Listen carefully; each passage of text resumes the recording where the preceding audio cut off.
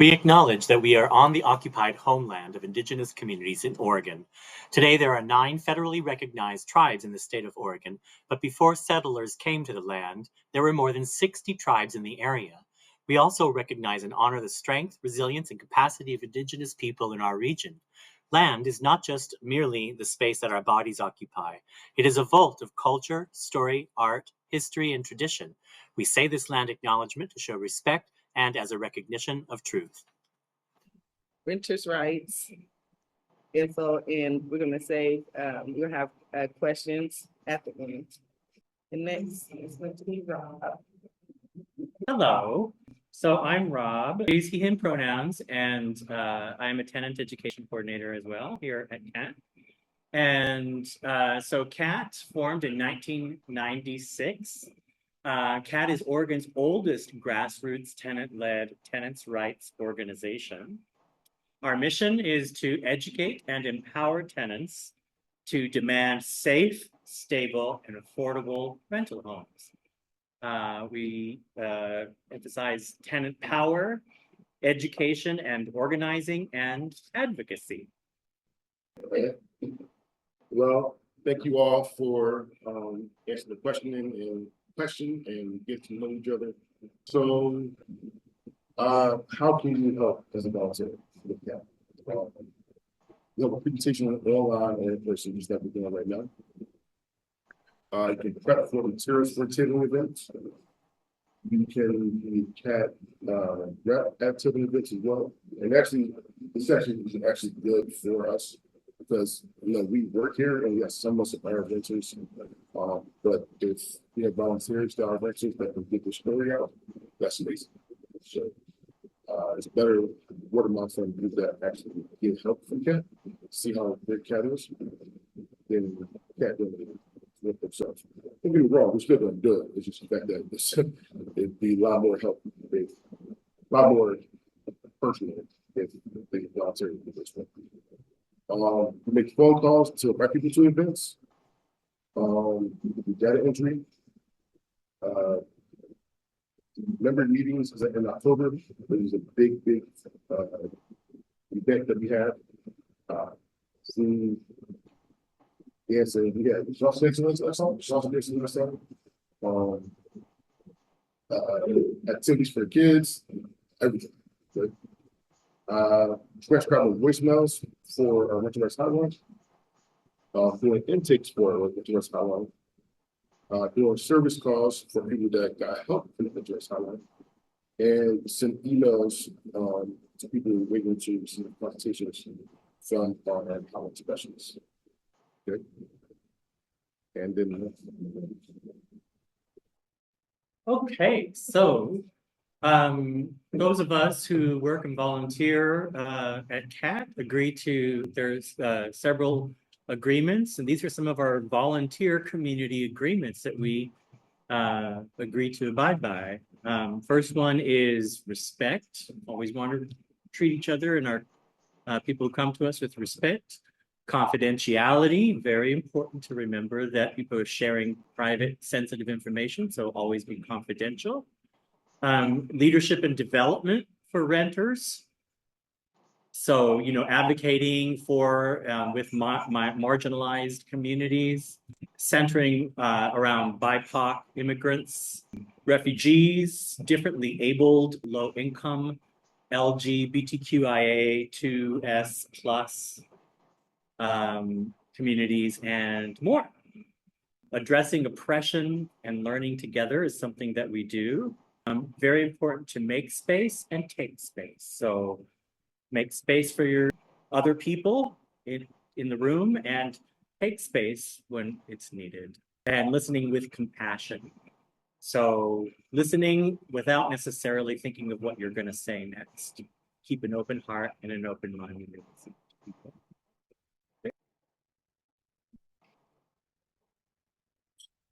Thanks, Rob.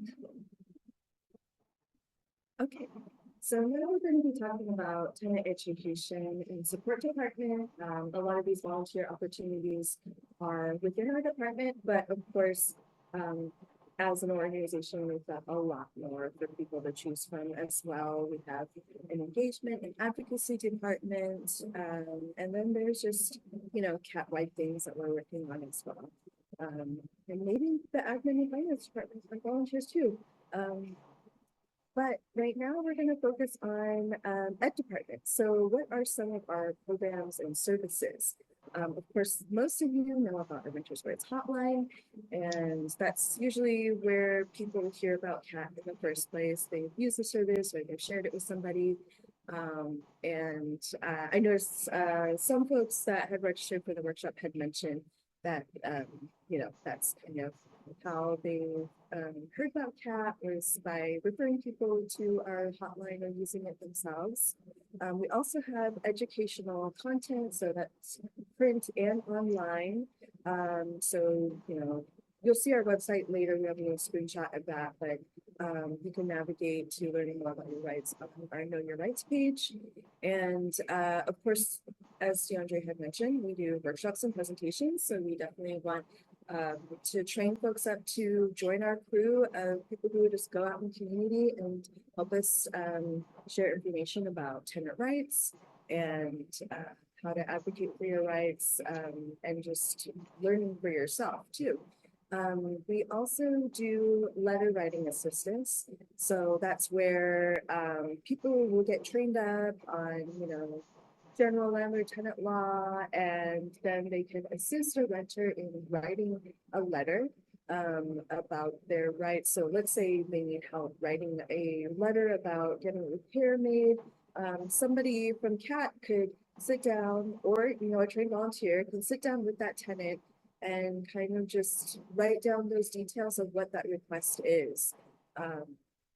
Because sometimes that process can be overwhelming and people don't really know where to start or what is appropriate tone to take. And we also have the tenant protections team. So we just call that TPT. We've got a number of coordinators at CAT that work in this program. And some of the highlights of the TPT program are that, you know, people can get free legal assistance. They can get like a deeper level of support for whatever issue that they're going through for their housing. And some of the TPT programs, specifically, let's say with coordinators Twee and Joy, are culturally specific partnerships with SEI, Apano, and IRCO. We're, no matter what, we're able to provide like language support that's needed. So in-house, the languages that we have are Tigrinya, Amharic, Spanish, and Vietnamese. And outside of that, when tenants need help in another language, we use the IRCO language bank. And then one of the top highlights about TPT program is that people can get free legal assistance if they're eligible. Workshops for home, we have a partnership with Home Forward where our education coordinator Fitsum provides housing choice voucher renter rights workshops. So what that means is people who are about to move or you know, just beginning to move, and they are they have a housing choice voucher, they can complete around a 2-hour workshop with Fitsum, and that would provide them with a $200 voucher for their deposit to move in. And we also are just like out and about doing tabling events. We need help with that too. You know, we need people who would be interested in going out to community events and just spreading the word about the hotline, about other services that we have. And then a lot of other opportunities and programs too, but that's kind of just the overview of our programs and services. Also, I mentioned to you all the letter writing assistance, the letter writing clinic, LWC. Sharon was a longtime volunteer for helping tenants write letters to their landlords. And she just kind of found out about CAT and it was a writer herself and was interested in using those skills to help people. Here's an example of a volunteer training that we had 10 years ago. And so we used to do a lot of in-person training, kind of going back to that time. to provide trainings, but like, it's a hybrid environment that we're doing. But a lot of the people pictured in that photo were like helping us on the hotline and doing a lot of different kinds of work at CAP for a very long time. So yeah, some amazing volunteers from the past there. So, well, let's talk about this paper right here we use for intakes. And intakes, before we went digital. Okay. This is where you would got the issues, their demographic, all the demographics. And then this is the HMIS database,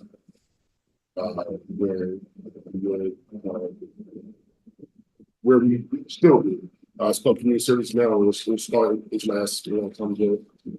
And this is the whole organs database for this information. All right, so there's that, there's this, and then next is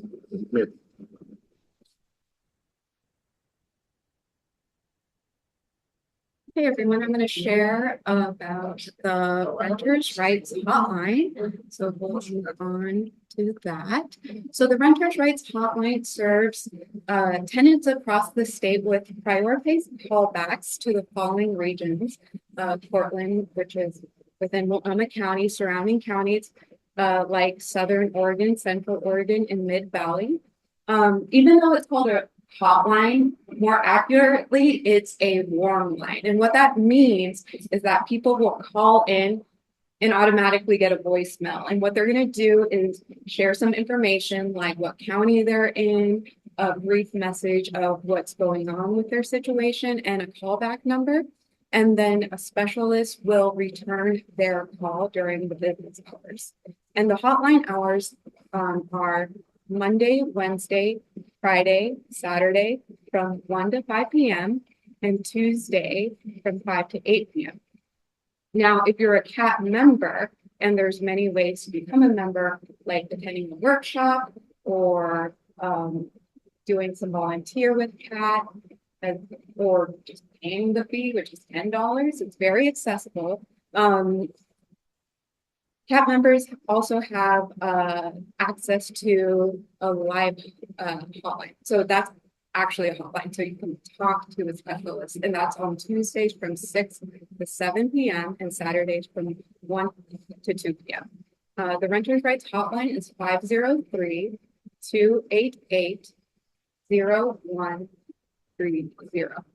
And then you can also find more information and resources, which I'll share in the next slide, on Know Your Rights on the Know Your Rights page. If you just Google OregonCat.org, they'll take you there. There's a section. And yeah, and same with memberships.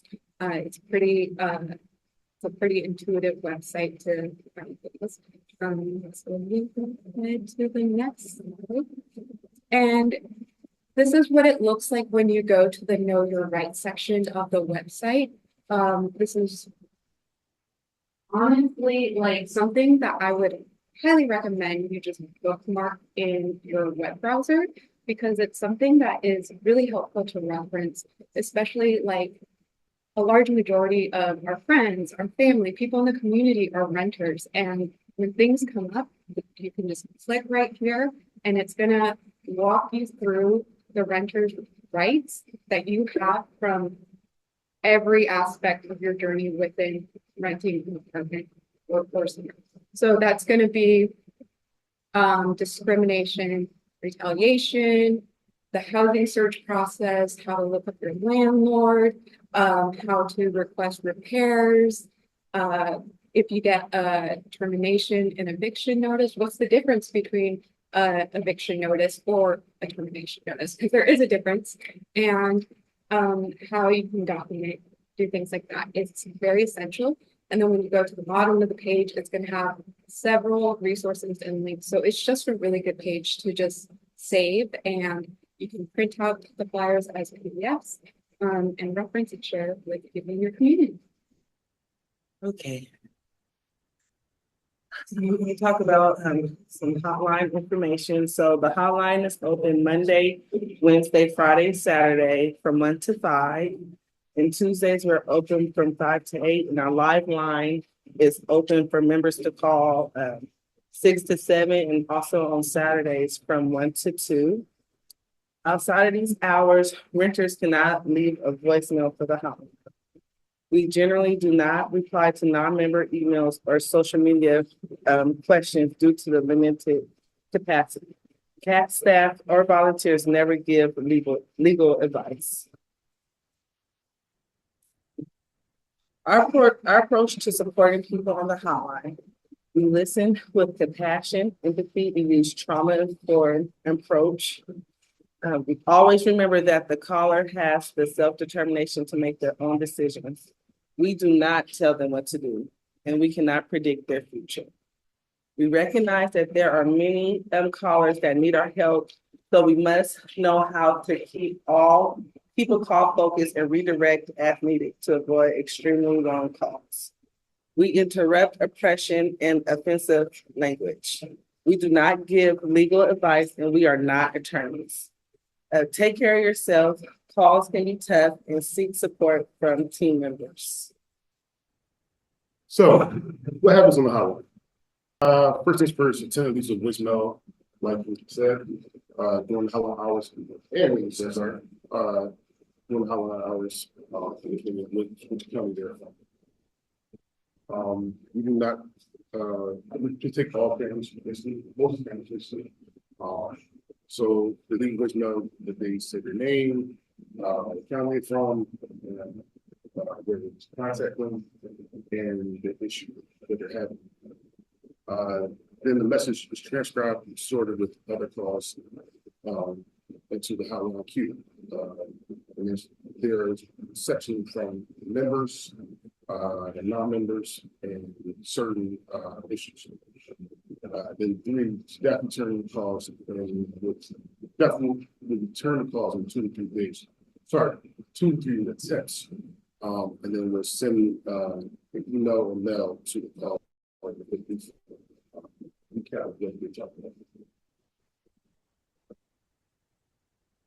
So transcribing. When transcribing calls, we look for, like I said, the name, phone number, if they're a member, if they're a non-member, the date, the time, and the issue or problem.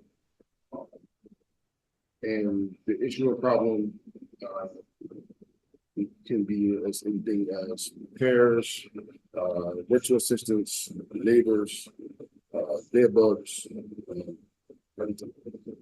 So there's a lot of different issues and problems that happen with this cross. Some people don't leave their names or the name of the call ID is not correct, so you have to pay attention to the voice number. Dashes for the phone number, so like I said here, 123-456-7 I would love it. Don't forget if they're a member or not, because the member goes up to the top, there's some priority. And column E of the hotline data sheet, we put a list of keywords for issues and problems. So like I said, evictions, repairs, neighbors, vehicles, parking, the small words that we have to list of. And then column I is any notes. So if we have a repair, repair goes to column E, but the notes might say my refrigerator is down. Locks on my doors, or anything like that. Any type of repair stuff. So now we're going to do a quick video of how transcription goes, and hopefully it works. Share the sound.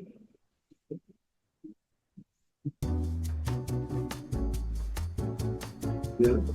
Yes, hi, my name is Pickle McSkillen, and I live in Multnomah County. My phone number is 555-000-6973. I'm a tenant, and I'm having a landlord problem.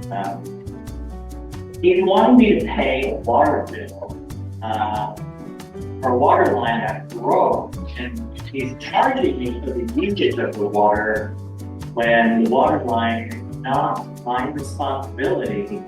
I am a renter and he's a landlord. He's forcing me to pay for the water bill.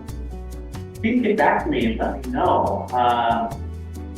If I can, have any recourse to this. I just don't have many computers to sign up right now to be a member, but I will eventually. But if you guys could please call me back as soon as you can, I'm very much appreciated. Again, Pickle Mix North 555-000-6973. Thank you so much.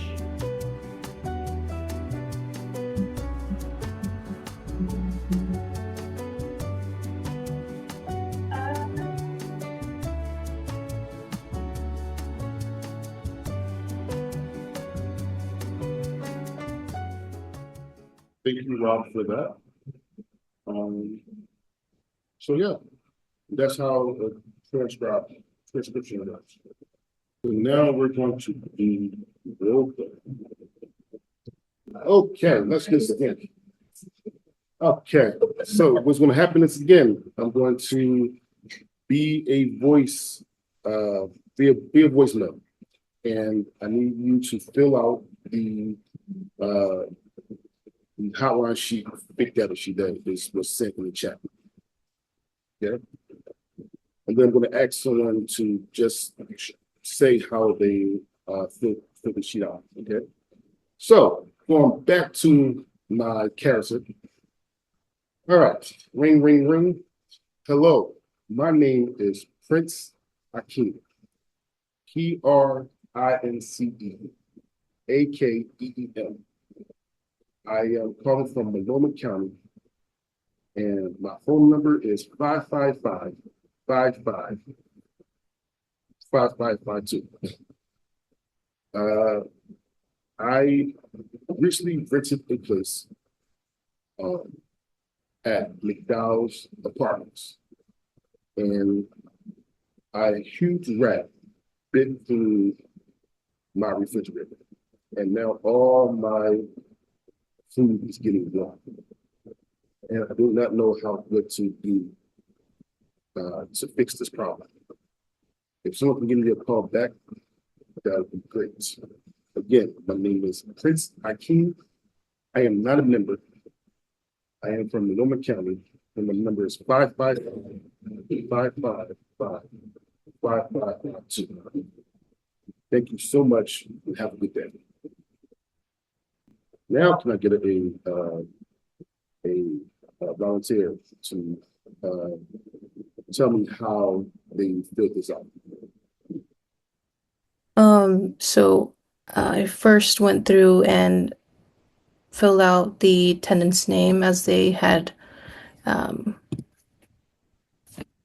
disclosed that with Prince Akeem, and the phone number as well with 555-555-552.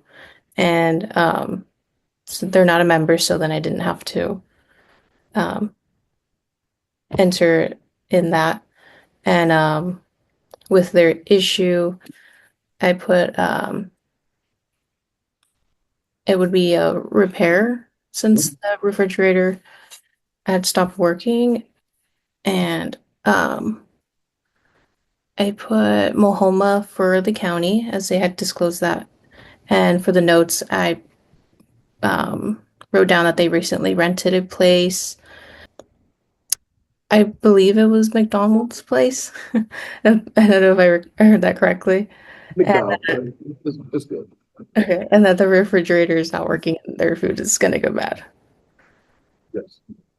And that's really all it is. So thank you so much. All right. Now we're gonna talk about intakes. We asked questions to assist tenants, including email, address, household size, income, gender, race, and disability. Some intake tips. Always double check spelling, first and last name, street names, and email address for which subsidy. If there is a subsidy, list which subsidy it is, to the best of your ability, low income section. For the household size, family members, household members that share income, housemates, generally do not count. Gender identity, don't make exceptions, just ask them, what is your gender? If for Hispanic or Latin, even if the tenants refuse to answer the questions about the race or ethnicity, you must also ask the questions. And if they do refuse, you just put in. We're doing the intake We're doing role it. play. Yeah, So, right. yeah, my name is Jane Doe, And how do you spell that? Jayne And last name? Dough. And what is your address? It's 1320 Northeast 63rd Avenue. And that's Portland, zip code 97202. And is it the same address where you received the mail? I have a PO box, that I prefer to get an email from, so that's, PO box 1234, Portland, zip code 97206. And do you have a good email address you'd like to share? You know what, I prefer not to use email, if you could just send anything to my PO box today. Okay. And is this a single family home or a complex with more with 4 units or less than 4 units? It's a affordable, it's a solar building, there's like 4 buildings and 100 units in each building. So pretty. And are you on the fixed lease or month to month? I was on a fixed term lease, I was on a vendor lease and then, it never renewed, so I don't really know. Okay, so how long have you lived there? I've been there just a little over a year now. And you said it is subsidy? Yeah, it's a project-based section. And so how many people is in your household, including yourself? Me and my housemate and our cats.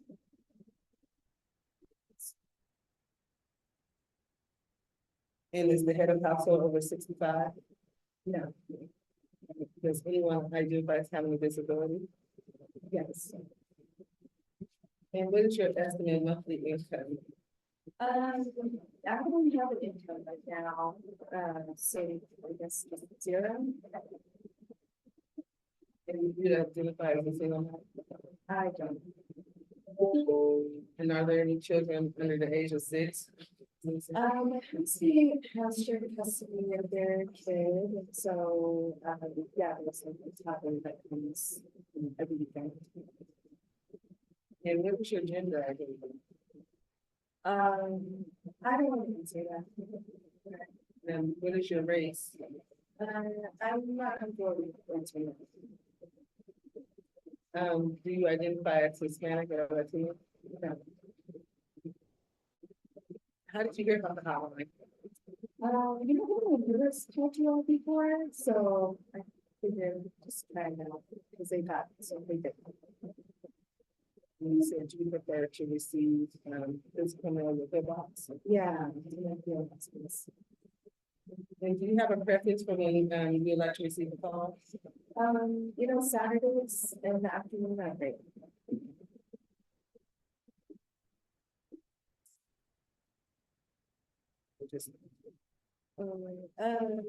Yeah, see, when can I get a call back? Because you're talking about my shower allergy. Well, right now, when we don't have a direct time frame, we can't give you a direct time frame when we can give you a call back. But we will get back to you as soon as possible. Okay. Try to be as soon as possible. Okay, yeah, you all could just call me something else. Yeah, I'll put that in your notes, that you prefer to be called Saturday. Okay, thanks. Right, well, thank you. That you prefer to be called Saturday. I had a question. How would you guys go about if someone wants to be contacted outside of those hours, like their availability doesn't fall within? Well, that's the hours will, you talking about like after the hotline closes? I mean, if someone is willing, one of the staff is willing to return the call, and we can put that in the notes if that's the only time they can receive a call. But we try to give them a call back during our business hours. Okay. And one of the questions is, can you answer how many people in the household did you put down? One. So you can explain it. Okay, well, the answer would be one person because we don't do housemates. So it would still just be one person. But if they was married, then we would do the What if they're not married, but they're like a couple? Shared income, it's a household. yeah, they share income with them. For subsidy, what did you guys put down for subsidy? What's this one? So next is intro to renters' rights. Thanks, Ricky. Yeah, so now we're going into the workshop part of it, just of learning about your rights as a renter. And all of this information is relevant to different kinds of volunteer roles that you would have at CAT. Let's say you're at a tabling event, people may come up to you and ask you questions about their rights as a renter. So it's good to just have kind of this foundational knowledge. And of course, if you are a renter yourself, this is really helpful information too. One thing that we want to start with is how much do you know about your rights as a renter? So are you an expert? Do you know some information about your rights as a renter, or do you not know what your rights are as a renter yet and you're just here to learn? If you would like to unmute yourself or just like put in the chat which category would you say you're in? I know I am an expert, I know some info, or I don't know anything yet. Okay, let's see, answers popping up. So one person says, I know some info, but not even close to an expert. And another person says, I don't know much about it. Thank you. And then, it's good to know where everybody's at, and we're always learning and we're always learning together. And so the next part is about documentation. I'm going to hand it over to Mandy. Hello, I'm gonna talk about documentation, why it's important and why it is one of the best ways that you can advocate for yourself as a renter. And so first of all, it's going to increase your credibility. And what's true is there are sometimes limits as to what we can do at CAT based on a tenant's level of documentation. Unfortunately, that's the sad reality. It can boil down to this person said this and that person said that. And what's true is we're in a system where landlords have, more of a power dynamic over tenants. So they can just write a termination notice, write their notes and things like that. And it just seems more official. And so when a tenant documents and has evidence, photos, things like that, that counter what a landlord or property manager is claiming, or supporting what they're experiencing, that's going to be one of the best ways that you can advocate and sort of, uphold your rights. Because if it's not on paper, sometimes it's almost like it didn't happen. And so you want to have a paper trail, an email trail, things like that. And so what's often common is, for an example, a property manager might address things with a tenant in person, or a tenant might address things with a property manager in person or phone call. And while that feels like direct and you're communicating, there's no record of that conversation. So it can always be like, well, I never said that. And so if you're ever meeting with a landlord, this is a reason why documentation is important. This also helps keep your landlord accountable. So when you sign a lease agreement, it is a contract. That's what it is. It's a contract of what you're agreeing to as a renter to stay on that property in order to live there. But the landlord is also agreeing to those terms of what they owe to you and what their responsibility is. And so you want to hold your property manager accountable to what's on the lease agreement. So the lease agreement is going to be an important document that you're going to want to keep safe and reference at times. And sometimes it can have a lot of legalese and be a little hard to understand. There'll be several pages, and that's stuff that can help with helping folks understand.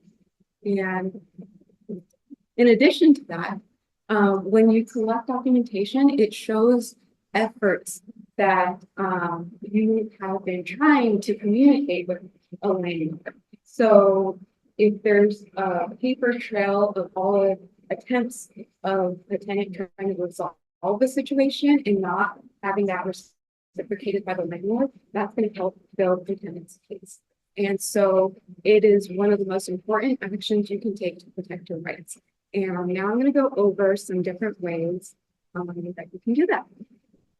So one way is taking pictures or doing a video. And so, for instance, whether it's a repair request or, pictures of the unit, one of the best things you can do when you're moving into the unit is a walkthrough, checking how the unit looks like when you're moving in, because you want to take pictures of the condition that the property is in before you move and settle in. So then the landlord doesn't take extra stuff out of your deposit and saying like, well, this stain wasn't there before. But if you have a picture showing the stain on the rug that was there before you moved in, that's a way that you can sort of advocate to not be charged with that. So for moving in, that's a great way to do that. If there's like issues with neighbors or if there's like discrimination, I would caution with taking pictures or video or sometimes doing like recording. Like just look up the laws or like contact an attorney, what that looks like. Recording phone audio is something that it tends to be okay, but never like record in person secretly.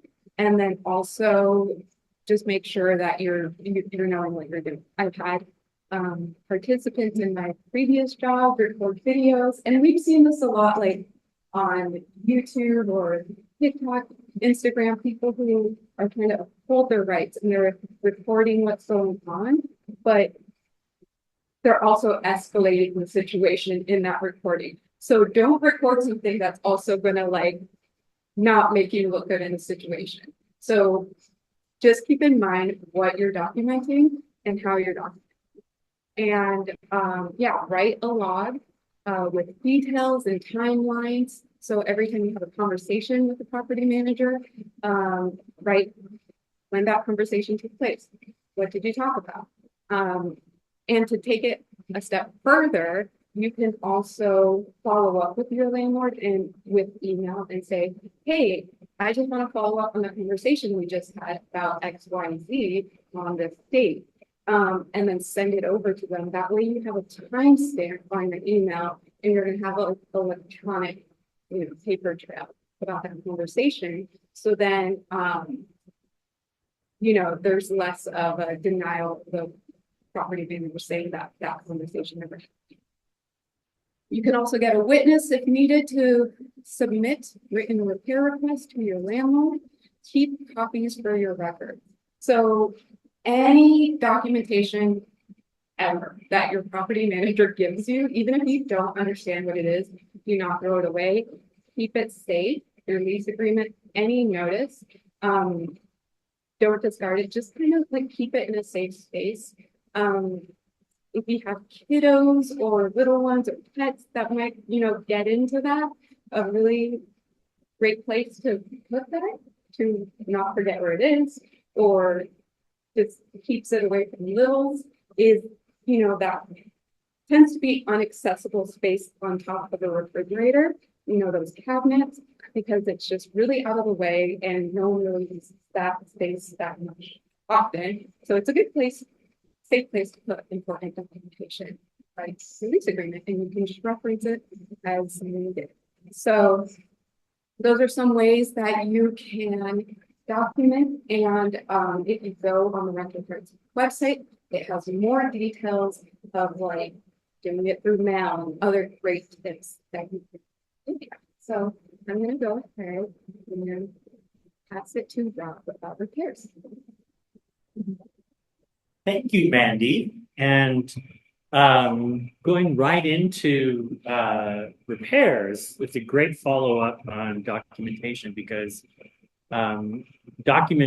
rarely is there a place more important for documentation than repairs in a lot of cases, because getting repairs made sometimes can be, if you're lucky and you live in a place where the repairs are made timely, fantastic. But a lot of people live in places where they have to try 2 or 3 times. So we always recommend that it's best to ask for repairs in writing. I get a lot of calls on the hotline sometimes from people who talk about they ask over the phone or they ask in person. They go to the office and they tell people about repairs. We always recommend that you, like Mandy said, follow up any conversations you have in writing. If your apartment or building has one of those apps on their phone for repairs, I usually recommend that when you make a repair through the app, that you take a screenshot on that app of the repair request, because sometimes those repairs can get deleted if they're not there. And if you've got a screenshot, it's important to have that. You can, if you live, depending on where you live, if the landlord is not making the repairs that you ask for, they can call the city inspector. And on the next slide, I'll have a list of some of those phone numbers. There's a possibility that they can ask for a reduced rental value. However, it's important to know that CAT does not recommend renters withhold rent unless advised by an attorney. And that's because even though it's quite possible that you're entitled to that withholding, if you don't pay the rent on time on your own without any kind of representation, it could cause problems for you down the road. And you could face an eviction for non-payment if it's not, done properly. So be cautious about any kind of withholding of rent for repairs. So repairs, the kinds of things that are often requested for repairs are essential services. And that would be things like your heating, plumbing, hot and cold running water, gas, electricity, light fixtures, locks for exterior doors, latches for windows. So if your windows don't lock when you shut them, Any cooking appliances or refrigerators that were supplied or are required to be supplied by the landlord, and also habitability requirements. So landlords are required to maintain property in habitable conditions, and if they're not, for things like mold or things like that, you definitely want to have some recourse for that and demand that it be repaired. And the renters' rights hotline is the perfect place to call when you have repair issues. Just to reiterate a lot of the things that Mandy said earlier, documenting repair issue. Ask the landlord property manager to make needed repairs in writing. We usually recommend that people send a request for repairs via something called a certificate of mailing. That comes up a lot on the renters hotline, and it's different from certified mail, just because certified mail is where they have to get a signature for it, and they could sometimes refuse to sign it, or they might not be able to receive it, so that could be problematic. It's also very expensive when they do certified mail, whereas certificate of mailing is just when you take the letter to the post office, hand it to the clerk, and they give you a little paper receipt that shows that you mailed the letter. That's actually a significant proof, because if you're gonna later on, if you find yourself in front of a judge or a mediator or an attorney to recoup damages or to try and force these repairs to be made, any claim that you make, they usually will want you to have evidence of that. So documentation is going to be important. And on the screen right there on the slide, you should see the phone numbers for the different city inspectors if you can't get repairs made. Of course, again, the hotline is a great place to call for that. So we can help people write letters if they need a letter to write to their landlord. We've got samples and examples of those things that we can provide them with. And we also do letter writing workshops, letter writing campaigns where we kind of like practice and help people craft emails. And so that is one way that people can help with that. So, okay, so we're a small crew, so I think we'll just have a discussion all together. We don't need to go into like a breakout room or anything like that. So we're just going to take a moment to now that we've learned about how to ask for repairs, share about what kinds of repair issues that you've had, if you've had any, and just talk through about how you have tried to get repair made in your home as a renter, or how you think you would ask the landlord for a repair if you haven't experienced this before. And just recalling, some of the tips that Rob and Mandy just went over. So if anybody would like to unmuting yourself, you can just share something in the chat as well. A situation that you want to share about how you addressed a repair issue.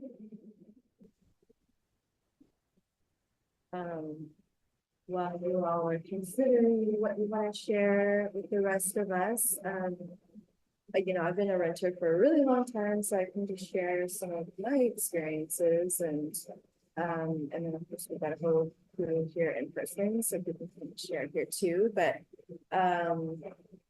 I have had a number of repair issues throughout my tenancies at different places. Like, I think in college, I had a place where there was a leak in the ceiling, and it was just this huge water bubble, and we had to put a bucket under the bubble to catch all the water that was coming out of it. And we were all very new to renting. We didn't know what to do, and we did ask for the repair, and it took quite a while to get that repair made, but we knew that it was something that we shouldn't be required to live with. And at one point we had to dump out that bucket of water many times a day. And now that I know what my rights are, I know that, the longer that they had waited to make those repairs, it would have been an issue. Like, that's structural damage to the ceiling, that's mold that could be growing. The longer they ignore the issue, that actually more of an negative impact it has on the property owner too. So that's also another reason why, we always mention to tenants, it is our responsibility as a renter to let a landlord know about any renter issues that we're experiencing, in a timely manner so that they can take care of it before it turns into a bigger issue. So I don't, anybody want to come up and share? Okay. Um, I didn't think I had a story, but I just remembered last year I was renting at um a home up in Portland or here in Portland. Um, and the washing machine in the home, it started leaking a lot. And we were getting really worried because we weren't able to do any laundry, and also that could potentially damage the flooring. Um, but we once we realized what was going on, we contacted the repairman right away, and luckily he was able to take care of it. We luckily didn't have to um, constantly reach out or had many issues with trying to get the repair done. So we're grateful for that.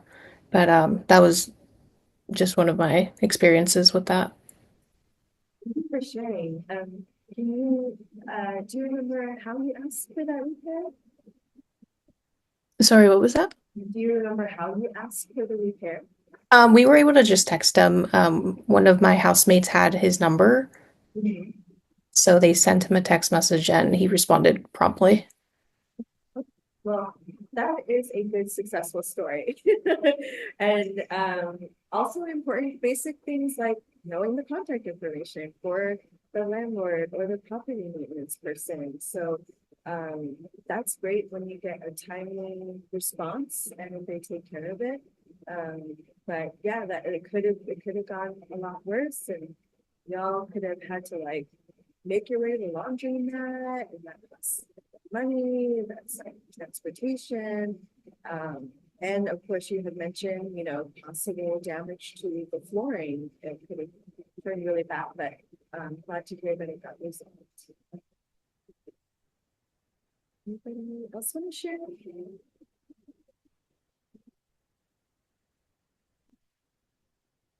So now we're gonna get into fair housing laws. These laws are different from landlord tenant laws. These are civil rights laws that, with the purpose of promoting access to housing. It is illegal for landlords or housing providers to discriminate against certain protected groups. If you feel like you are being discriminated against, well, Fair Housing Council, the numbers here. Also, we have the numbers on our website as well. Okay, so the certain protected classes are for federal is race, color, national origin, religion, family status, physical and mental disability, and sex and gender.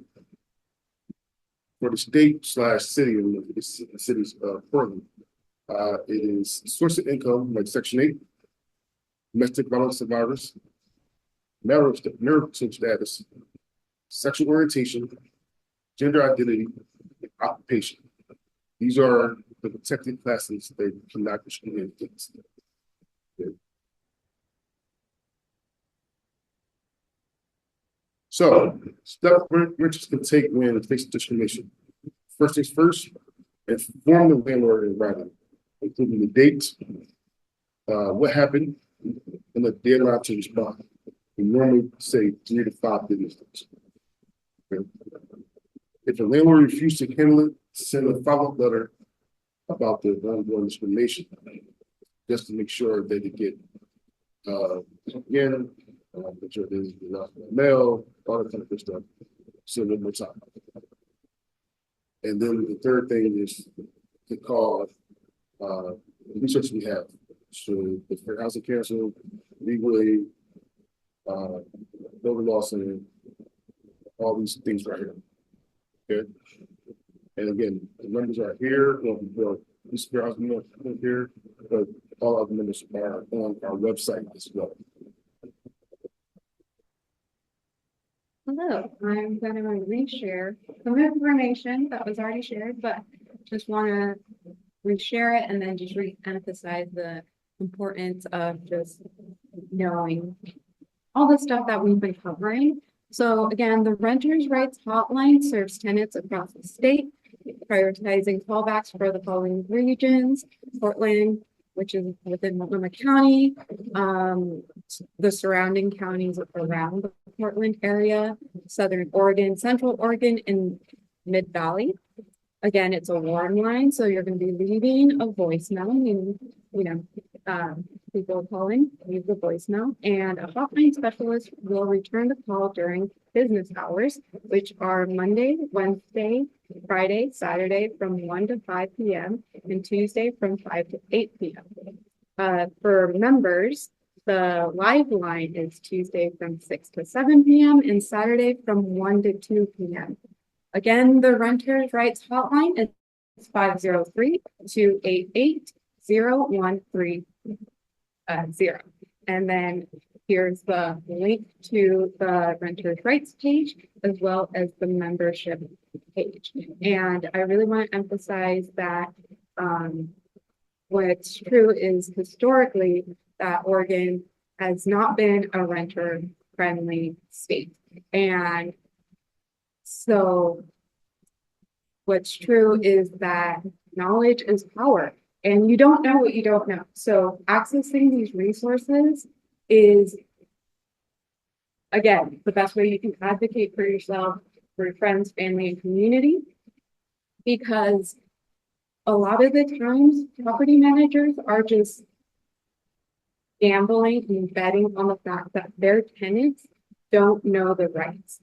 So they might be doing things that are infringing on tenant rights, and the tenant doesn't know. So you don't want use of power. You want to know what the landlord is and isn't able to do, whether that's raising the rent too high or discrimination, what is or isn't considered discrimination, all those things, how quickly repairs need to be made.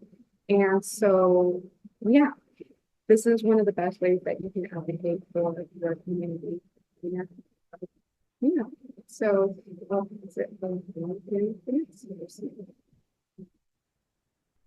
Thank you very much. So membership with CAT. So CAT gets its support from a lot of different sources. Membership is one of them, and we are a membership. We are a volunteer, a renter. Sorry, I meant to say we are a renter-run and supported organization. And membership with CAT goes a long way towards helping us not only fund some of the work that we do, but it also helps us to represent the community and to demonstrate that we have that representation when we go before bodies that are making decisions on our behalf. So some of the when I'm talking about membership to people on the hotline, I'm usually talking about some of the benefits to being a member. As Mandy mentioned, it's only $10 is the annual fee for membership, although some people pay more if they can. And we also have monthly subscription. So if people can afford it, $10 a month, is a really great way goes a long way towards supporting this. And people can sign up at our events as a volunteer that is signing up, that is attending this event today. You also have a complimentary membership to CAT for this year. So we'll make sure that you get that signed up as well, or signed up for that. Some of the benefits for being a member is that members always get priority callback on the hotline. So when they call and leave a voicemail message and identify themselves as a member, when the volunteers or staff are reviewing those intakes or those transcribed calls, the members always get priority callbacks. And also members get multiple attempts, more than non-members. So we might make more of an attempt to contact a dues paying member if we can't get a hold of them the first time. And so members also get invited to all sorts of events, such as our annual membership meeting in the fall, which we do in October, I believe. I mentioned that, the big volunteer or membership event. Members also get to vote on leadership for the organization and help guide us. Members vote annually on CAT's majority tenant board of directors. You'll also be invited to share your experiences and testify at hearings for local and state governments to strengthen our rights. You can vote on CAT's legislative agenda, deciding what to prioritize as we put more tenant protections and opportunities into Oregon tenant landlord law and state, regional, local policies and ordinances and budgeting decisions. So as a CAT member, you have a voice, not only your own personal voice, which you can give a testimony, but you're adding your voice to the thousands of others that in our community that are joining with us to build statewide movement for housing justice in Oregon. Thank you very much, and I will pass it on to the next speaker. And then I'm just gonna stay on this slide for a little bit longer, because as Rob had mentioned, you know, some of the engagement that we welcome people to participate in is attending legislative sessions and budget hearings and all that. And so, for example, in this moment right now, the Multnomah County budget hearing is happening. And so we invite any community members that want to join us online or in person. For example, the next budget hearing is this coming Wednesday from 6 p.m. to 8 p.m. They have closed the opportunity to provide testimony because there's so many people who want to sign up to provide testimony. Of course, there's been a lot of budget cuts to a lot of organizations and agencies, and some of that is impacting CAT's work. So our evictions prevention work and the housing calls that we do for Multnomah County renters. So if you all are available, consider coming out, waving some signs to support our evictions prevention program, along with other folks that do similar homelessness prevention work. And there's also a virtual budget hearing option on May 28th as well. We can share more details about that later on, but I encourage folks to participate in those kinds of opportunities. And as Rob had mentioned, everybody who is participating in the presentation today, we definitely appreciate all of the time that you're giving us. And so you have a complimentary membership to CAT for the next 12 months. And the next step to really completing and activating that membership with CAT is to sign up online.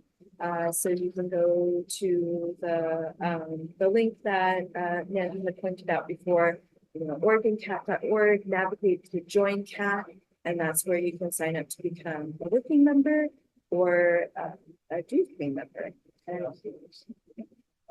Okay, and then Rob has also shared a membership form that we pulled out as well. For that, and I think this is like to end. Yeah, this is the end. So we did wrap up pretty early, which I'm thinking everybody is loving because it's a Saturday after all. But any questions about how to do any of the volunteering at CAT, or any questions about your rights as a renter? It's really just an open Q&A session. And then also any comments about, you know, you now see how to be able to help us transcribe calls on the hotline. You also know now how we do intake for calling people back about their situation and gathering all of that basic demographic information. Any questions or concerns about how that process will go once you sign up for your hotline shifts? And feel free to put any info in the chat or questions in the chat as well. You know, there's always going to be a supervisor available to you all when you're volunteering. You'll get more in-depth training one-on-one with staff, and some of the information that we went over earlier on about, you know, how do we do the work on the hotline with consideration to how many people we need to help and want to help every shift. So really keeping those calls focused, because even as somebody who is helping us, let's say, gather information in the intake stage of the hotline, folks who want to ask you questions right away off the bat, like, are you going to be able to help me with my situation? Are you the person with all the knowledge and expertise to tell me what to do about the neighbor that's harassing me? Tell me what I'm supposed to do about, you know, my washer that's broken. You do have to be clear right from the beginning that, you know, you're a volunteer and you're doing the intake. You're not the person who will be able to provide that whole consultation with all the information about their rights. So just keeping the call focused and letting them know, you know, what your role is. Anybody else on staff want to share any other tips or any other information to wrap it up? I just want to express my thank you. I just wanted like to express thank you to everybody for showing up. It's people like you who show up that allow us to do what we do and to help people out there in our community make sure that they have a voice against interests that have a lot more money and a lot more resources than they do. And by volunteering to help us do this work, you are contributing greatly to those people. And I can assure you, those that we serve are also very grateful to you as well. Oh, next slide. Sorry. Thank you for supporting CAT and joining us in the housing justice movement. Yeah, we are officially wrapping up this training session. Thank you everyone for being here, and I hope you enjoy the rest of your Saturday.